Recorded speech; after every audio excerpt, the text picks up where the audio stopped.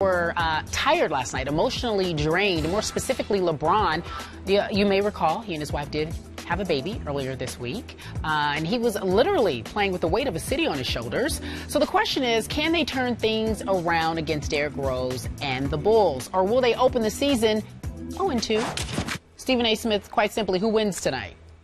I'm picking the Chicago Bulls to win this game. I clearly expect the Cleveland Cavaliers to play better basketball than they did last night.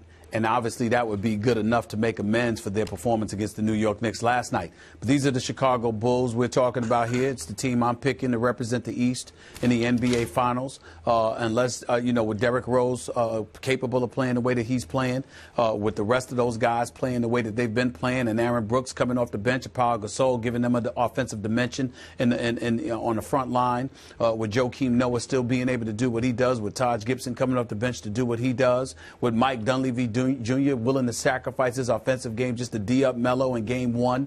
Definitely, I think he'll be getting his shot out in game two. I just look at the Chicago Bulls as being a team that's deep, that's familiar with one another, that knows how to play together, that defends exceptionally well, and obviously is exceptionally well coached. And even though Coach Thibodeau has tried to downplay it in terms of the significance of the game, I think even he recognizes how important this game is going to be to the city. It's just another regular season game to some degree, but to another degree, Chicago recognizes the fact that everybody's been talking about the Cleveland Cavaliers as if it's a foregone conclusion that they will be the ones going to the NBA Finals. And this city, this organization, and these players firmly believe there's an alternative plan in place, and it absolutely positively belongs to them. So I look at it from that perspective, and I think tonight is one of those message-sending performances where the Chicago Bulls step out onto the floor on their home turf and reminds the world, excuse me, all this talk about LeBron and the Big Three, you better ask somebody. You better be thinking about us. I'm completely with you on this one, and I'm starting more and more to like your pick of Chicago coming out of the East. I still think the Cavs will eventually be very good. But tonight, they are going to be in the wrong place at the wrong time. A mere 24 hours after what LeBron James called one of the biggest spectacles in the history of sports. Well, that's like playing on some big Monday night football stage and then having to travel and play the next night. So I think not only LeBron will be a little drained tonight, I think his team will be a little mentally spent tonight.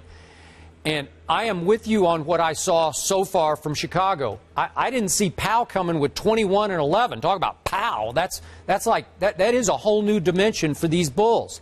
I did not see Aaron Brooks coming.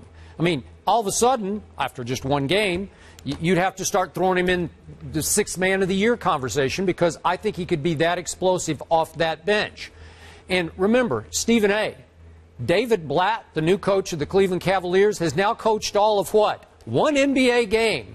And did you see the comments after the game from one Sean Marion, who was not all that pleased that he got in a mere 10 minutes of that game last night?